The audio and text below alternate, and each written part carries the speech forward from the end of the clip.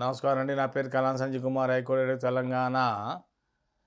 Check bounce case తెల్లవారితే నాకు ఇదే కేసులు. ఎవరైనా గుర్తుపెట్టుకోండి, ఒక వ్యక్తికి డబ్బులు ఇస్తున్నారు.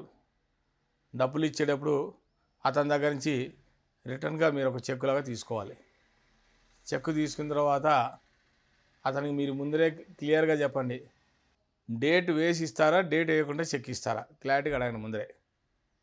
లేదండి నేను డేట్ వేయను, మీరు డేట్ వేసుకోండి, బలానా డేట్ నాడు మీరు డిపాజిట్ చేసుకోండి అంటారు. అది చాలా రిస్క్తో కూడిన పని.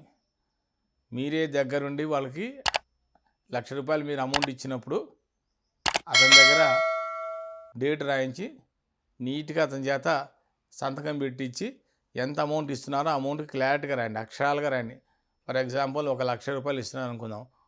1 lakh ఓన్లీ, 1,00,000 ONE1LAKH. కొంతమంది కావాలని స్పెల్లింగ్ మిస్టేక్స్ పెడతారు, కావాలని తొందరగా హడావిడి చేస్తారు. అది మీరు చూసుకోరు, గమనించారు. అర్థమైందా? ఈ రకంగా చేస్తారు. అది ఏమైన తర్వాత మీరు బలానా డేట్ చెప్తాడు, ఆ డేట్ అని వెళ్ళి మీరు డిపాజిట్ చేసుకోవాలి. డిపాజిట్ చేసుకునే ముందర మళ్ళీ ఒకసారి కాల్ చేయాలి, నేను డిపాజిట్ చేస్తున్నా. స్పందించాడు, మాట్లాడు, మీకు డేట్ ఇచ్చేసాడు, అటు చెక్ నాడు ఆ డేట్ నాడు వెళ్ళి డిపాజిట్ చేస్తారు. ఏమవుతుంది, ఆటోమేటిక్గా చెక్ రిటర్న్ అవుతుంది, బౌన్స్ అవుతుంది.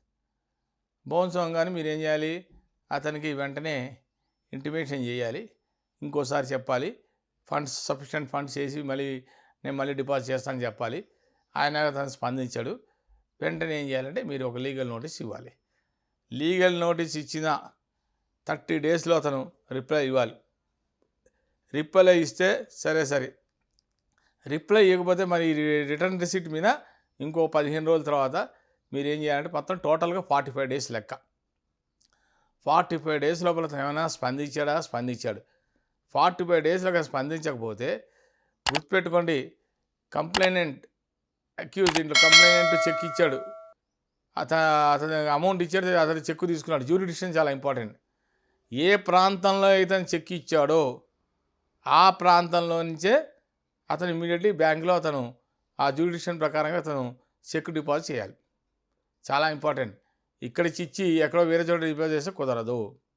జ్యూరిడిక్షన్ చాలా ఇంపార్టెంట్, ప్రాంతం చాలా ఇంపార్టెంట్. ఇవన్నీ గుర్తుపెట్టుకొని ఆ ప్రకారంగా డిపాజిట్ చేయండి. లీగల్ నోటీస్ ఇవ్వండి, స్పందించాడా లేదా ఆ తర్వాత మీరు డైరెక్ట్గా మెజిస్ట్రేట్ కోర్టులో కేసు వేయండి. కేసు వేసిన తర్వాత దానికి కొన్ని డాక్యుమెంట్స్ ఉంటాయి, ఆ డాక్యుమెంట్స్ ప్రకారంగా మీరు కోర్టులో దావా వేయచ్చు. ఒకటి లీగల్ నోటీస్ కాపీ ఇస్తారు, ఒకటి కంప్లైంట్ కాపీ, తర్వాత మీ Aadhaar card, bank return receipt కూడా అది ఒక డాక్యుమెంట్. ఇది కూడా పెట్టుకోండి.